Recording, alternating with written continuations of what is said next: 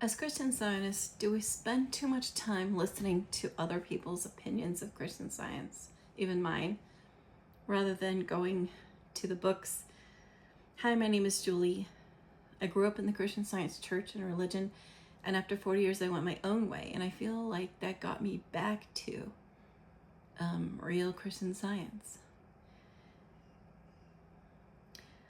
You know, we spend a lot of time as humans searching. If when we're ready, we're searching, we're asking other people for advice, we're looking for other opinions, we're looking up articles, we're looking on social media, even before social media, talking to our friends, getting advice. And as Christian Scientists, we have this is called mortal mind. Anything happening from the human perspective of things within the happening from within the dream, anything going on within the dream is illusory, can't be trusted. And so even to think that because the Mother Church authorized a lecturer or authorized a practitioner or authorized a teacher, that listening to them means we're getting the correct Christian Science. I think, that was one of my biggest mistakes growing up. That was, really what I felt was, if the Mother Church authorized it, then obviously they had vetted things out and all the teachings and everything was correct. And, when you start to learn that that's not true, it's pretty devastating, I think. To realize that there's a lot of false teachers. They don't know it. They're, for the most part, good people, but they don't know what Christian Science is, and they just think it's a treatment system for healing disease, and and it's a way to make money as a practitioner or a teacher, and that's what we're supposed to do anyway. So lecturers are for people brand new to Christian Science. So if you keep going to lectures, it's just you keep getting kindergarten Christian Science over and over and over and over and over again. And where is that going to get you? And the teachers aren't teaching what Mrs. Eddy, in the manual, it says to teach what malpractice is and how to handle it, and to teach the recapitulation chapter. They're just teaching all their own stuff. They think this is how people learn. That's how they're teaching. They think people need treatments because they can't demonstrate, so they're just teaching them treatments, which are formulas, the way they're teaching them, which obviously growing up, if you're a Christian Scientist, the manual says no formulas. Anything coming from human lips, we have to be watching and listening. Is it coming from divine mind, or is it coming from mortal mind? And I think when I finally stopped listening to all the chatter and calling different practitioners and for help and not finding anything, I think when you find yourself down that road, when no one's able to help you, you're not getting anything, you're not getting healing from practitioners, you're not getting healing and answers from teachers, and I think that's almost a good place to be, because maybe that's the place divine mind wants us to be, which is our true mind. So our true self wants us to be there, because it wants us to start listening to it instead of to the outside world, the other people within the illusion. Other people within the illusion might have a better concept of things. They might, they're somewhere along the ascension path. We don't know where. Some might be up here, some might here, some here. Everyone's in a different stage of development. And it's really a better habit to get in the habit, of listening to divine mind and going within and opening up your thought and listening, And if you're not hearing in the beginning, keep listening, keep getting quiet. Everything comes to us differently. Like me, I get words, I get pictures, I get intuitions. I'll wake up knowing things that I didn't know the day before. Um,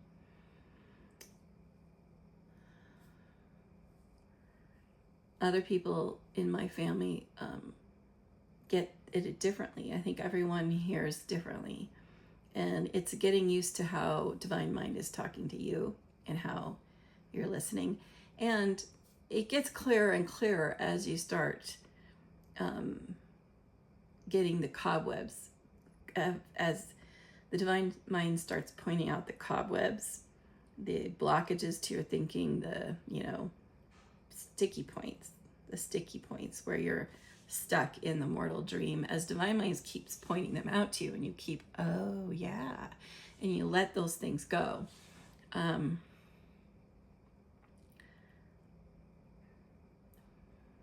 Then you'll hear clearer and clearer and clearer every day. One of the things, that I like to do, like to turn away from listening to the clamor of mortal mind, is, being led to read the books. And sometimes often, almost every day, I used to open my Science and Health every day, and I'd open it to something and I'd read it, and it would be like, and if I wasn't getting it, if I opened it and then the next day got the same thing, I did it again. And sometimes I'd get the same thing over and over and over for weeks or months at a time. And I realized I'm not getting it. I'm not listening to what I'm supposed to be getting. And that I'd get quiet and listen and read it in a different way. And like, okay, what are you trying to tell me here? I do that now with prose works. I've done it with the Bible for a long time too. And it always seems to be the thing I need at that moment. And it's meant specifically for me at that time. I prefer to read the books that way instead of from cover to cover. I've never been a cover to cover kind of person. I've tried to read the books cover to cover, and I wind up getting so involved and just enjoying the first part that I spend so much time on it. Then once I put it aside, then I forget that I'm going to cover. And so, when I first started reading prose works, I couldn't go to cover. And so, since all of the articles in Miscellaneous writings are most of them are from her articles to the Sentinel and Journal that she wrote, I would sit and read them out of the Sentinel and Journal. I had something I had bought from, I think it was the Biblos Foundation. I think I did it through that, but I think on the Mother Church has the set, the whatever it's called. You can get the periodicals online, and you can actually go back and look at all the old articles. But the one I got from the Biblos Foundation, you actually get to see it in the format. It's like a PDF version of the original, and it's neat to see the whole thing in the format of it. Used to be that it, that it originally came out, and then you could read her article, the one that she chose to put. Most of the articles she wrote for the Journal Sentinel got put into prose works, and she said she made a few small changes. So if you can't read cover to cover, sometimes that's a fun way to do it. You can go to the reading room and you can look at the bound volumes, and you could do the same thing in the bound volumes. And I'm sure the reading room people would love to have a visitor. So, but when I read, I'm listening for what Divine Mind has for me at the moment. And it's going to be different every time you read, and it's going to be different for everybody, because the process of reading Mrs. Eddy's work is a process of self-examination, where it's bringing out and bringing things, errors to the surface that you need to see, and it's bringing things to light that you need to see. And so if you read it from that perspective of, I'm not studying this to get something out of it, like I've got to study, like the way you study it in school, like, or the way you read a recipe, you're like, okay, I've got to figure out how to make this, meal from a recipe, or I've got to pass a test, so I've got to know all this stuff. You don't want to, I have found that that's not, I read it just a light read. And as I'm reading, I'm aware of the thoughts that are coming to me. I'm aware of memories that come up, conversations that come up. You might think your mind is wandering, but really what I'm aware of is like there's all this stuff surfacing while I'm reading. And that's the stuff I got to pay attention to. And that's the stuff that you really need. And those will bring that true healing, true demonstration. They will help in your ascension process. That's the stuff. It's coming from the divine mind, and it's coming through a clear, Mrs. Eddy was, she said she was a scribe under orders, but she was, a clear glass. It came through pure from the divine mind through to the writing without the human perspective. Proseworks has some Mrs. Eddy in it. Science and Health has none. Some of the person, but it's still very valuable. So I thought that I would read an article today because I know Mortal Mind has, in my experience, it's just not a long attention span, right? Sitting down and reading. I never look forward to it. And so I often, I went through very dark periods in my life where I found solace in, I would just sit and listen to Science and Health. I think I bought it on iTunes, and I think I bought Proseworks on iTunes. And I would listen to on loop while I was playing a game on my phone. And that was the only thing that bring me peace. Sometimes I'd do that all day long. And you'd be surprised how much you get out of it and the right things you get out of it when you're doing that. You're just playing a game on your phone and you're listening to it on loop. At least for me, it was very comforting. I got what I needed out of it. There was other times I just listened to Eckhart Tolle. I had The Power of Now on iTunes and his other books. David Hoffmeister, who's a Course in Miracles teacher, he does these movies, movie watchers, and I would watch movies with him, and it'd be almost a day, and I'd be playing a game on all of these on my phone while I was watching a movie, because for some reason I couldn't just sit there and listen or sit there and read. So this is how I kind of fooled Mortal Mind into getting what I needed. And so if any of these methods help, you can Google David Hoffmeister. He has a million stuff. I love his movies, but he's all kinds of stuff. Eckhart Tolle is all over social media. There was a time that I listened to Joel Goldsmith, who was a teacher in the, from, I don't know, was it the 50s or the 60s, where he left the church and he went his own way. And for a time that really comforted me. After a while, I felt like it was too much. His goal was always healing. And, but that was what I needed at the time. So I thought I'd read an allegory from Miscellaneous Writings. It's in the chapter 9, The Fruit of Spirit. A friend of mine and I, two friends of mine that were learning what I've been talking about, we are learning together. We went through this a lot. And this article is very, very deep, but I really enjoy it. So I thought I'd read it, and, if you want to listen to it, you can, if you think that's helpful. But here we go. An allegory. Picture to yourself a city set upon a hill, a celestial city above all clouds, in serene azure and unfathomable glory.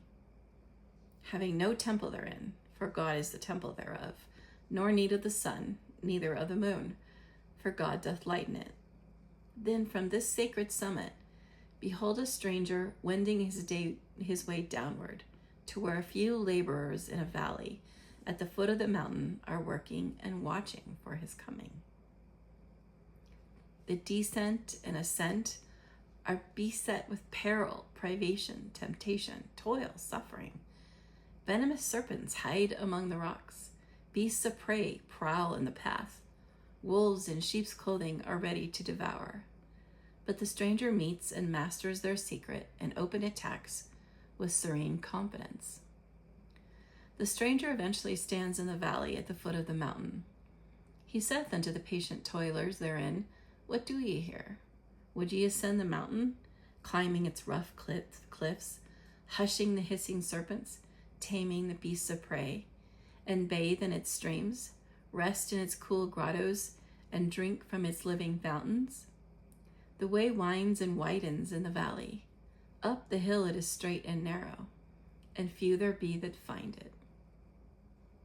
His converse with the watchers and workers in the valley closes, and he makes his way into the streets of a city made with hands. Pausing at the threshold of a palatial dwelling, he knocks and waits. The door is shut. He hears the sounds of festivity and mirth. Youth, manhood, and age gaily tread the gorgeously tapestried parlors, dancing halls, and banquet rooms. But a little while, and the music is dull, the wine is unsipped, the footfalls abate, the laughter ceases. Then from the window of this dwelling a face looks out, anxiously surveying him who waiteth at the door. Within this mortal mansion are adulterers, fornicators, idolaters, drunkenness, witchcraft, variance, envy, emulation, hatred, wrath, murder. Appetites and passions have so dimmed their sight that he alone who looks from that dwelling through the clearer pane of his own heart, tired of sin, can see the stranger. Startled beyond measure at beholding him, this mortal inmate withdraws, but growing more and more troubled, he seeks to leave the odious company and the cruel walls and to find the stranger. Stealing cautiously away from his comrades, he departs, then turns back. He is afraid to go on and to meet the stranger. So he returns to the house, only to find the lights all wasted and the music fled. Finding no happiness within, he rushes again into the lonely streets, seeking peace but finding none. Naked, hungry, athirst, this time he struggles on, and at length reaches the pleasant path of the valley at the foot of the mountain, whence he may hopefully look for the reappearance of the stranger and receive his heavenly guidance. The stranger enters a massive carved stone mansion, and saith unto the dwellers therein, Blessed are the poor in spirit, for theirs is the kingdom of heaven. But they understand not his saying. These are believers of different sects and of no sect, some so-called Christian Scientists in sheep's clothing, and all drunken without wine. They have small conceptions of spiritual riches, few cravings for the immortal, but are puffed up with the applause of the world. They have plenty of pelf, and fear not to fall upon the stranger, seize his pearls, throw them away, and afterwards try to kill him. Somewhat disheartened, he patiently seeks another dwelling, only to find its inmates asleep at noontide. Robust forms with manly brow nodding on cushioned chairs, their feet resting on footstools or flat on their backs, lie stretched on the floor, dreaming away the hours.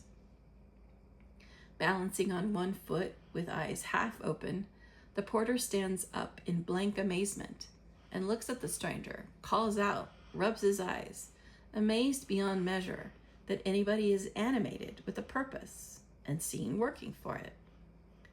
They in this house are those that provoke him in the wilderness and grieve him in the desert. Away from this charnel house of the so-called living, the stranger turns quickly and wipes off the dust from his feet as a testimony against sensualism in its myriad forms. As he departs, he sees robbers finding ready ingress to that dwelling of sleepers in the midst of murderous hordes, without watchers and the doors unbarred. Next he enters a place of worship and saith unto them, Go ye into all the world, preach the gospel, heal the sick, cast out devils, raise the dead. For the scripture saith that the law of the Spirit of life in Christ Jesus hath made you free from the law of sin and death. And they cast him out. Once more he seeks the dwelling place of mortals and knocks loudly. The door is burst open, and sufferers shriek for help. That house is on fire. The flames caught in the dwelling of luxury, where the blind saw them not, but the flesh at length did feel them. Thence they spread to the house of slumberers, who heeded them not, until they became unmanageable. Fed by the fat of hypocrisy and vainglory, they consumed the next dwelling, then crept unseen into the synagogue, licking up the blood of martyrs and wrapping their altars in ruins. God is a consuming fire. Thus are all mortals, under every hue of circumstances, driven out of their houses of clay, and homeless wanderers in a beleaguered city, forced to seek the Father's house, if they would be led to the valley and up the mountain. Seeking the wisdom of withdrawing from those who persistently rejected him, the stranger returned to the valley, first to meet with joy his own, to wash their feet and take them up the mountain. Well might this heavenly messenger exclaim, O Jerusalem, Jerusalem, thou that killest the prophets and stonest them which are sent unto thee, behold, your house is left unto you desolate. Discerning in his path the penitent one, who had groped his way from the dwelling of luxury, the stranger saith unto him, Wherefore comest thou hither? He answered, The sight of thee unveiled my sins, and turned my misnamed joys to sorrow. When I went back into the house to take something out of it, my misery increased. So I came hither, hoping that I might follow thee whithersoever thou goest. And the stranger saith unto him, Wilt thou climb the mountain, and take nothing of thine own with thee? He answered, I will. Then saith the stranger, Thou hast chosen the good part. Follow me. Many there were who had entered the valley to speculate in worldly policy, religion, politics, finance, and to search for wealth and fame. These had heavy baggage of their own, and insisted upon taking all of it with them, which must greatly hinder their ascent. The journey commences. The encumbered travelers halt and disagree. They stoutly belay those who, having less baggage, ascend faster than themselves, and betimes burden them with their own. Despairing of gaining the summit, loaded as they are, they conclude to stop and lay down a few of their heavy weights, but only to take them up again, more than ever determined not to part with their baggage. All this time the stranger is pointing the way, showing them their folly, rebuking their pride, consoling their afflictions, and helping them on, saying, He that loseth his life for my sake shall find it. Obstinately holding themselves back and sore-footed, they fall behind and lose sight of their guide. When stumbling and grumbling and fighting each other, they plunge headlong over the jagged rocks. Then he who has no baggage goes back and kindly binds up their wounds, wipes away the blood stains, and would help them on. But suddenly the stranger shouts, Let them alone. They must learn from the things they suffer. Make thine own way, and if thou strayest, listen for the mountain horn, and it will call thee back to the path that goeth upward. Dear reader, dost thou suspect that the valley is humility, that the mountain is heaven-crowned Christianity, and the stranger the ever-present Christ, the spiritual idea which from the summit of bliss surveys the veil of the flesh, to burst the bubbles of earth with a breath of heaven, and acquaint sensual mortals with the mystery of godliness, unchanging, unquenchable love? Hast not thou heard this Christ knock at the door of thine own heart, and closed it again against truth to eat and drink with the drunken? Hast thou been driven by suffering to the foot of the mount, but earthbound, burdened by pride, sin, and self? Hast thou turned back, stumbled, and wandered away? Or hast thou tarried in the habitation of the senses, pleased and stupefied, until wakened through the baptism of fire? He alone ascends the hill of Christian science who follows the way-shower, the spiritual presence and idea of God. Whatever obstructs the way, causing to stumble, fall, or faint those mortals who are striving to enter the path, divine love will remove and uplift the fallen and strengthen the weak. Therefore, give up thy earthweights and observe the apostles' admonition, forgetting those things which are behind and reaching forth unto those which are before. Then, loving God supremely and thy neighbor as thyself, thou wilt safely bear thy cross up to the throne of everlasting glory.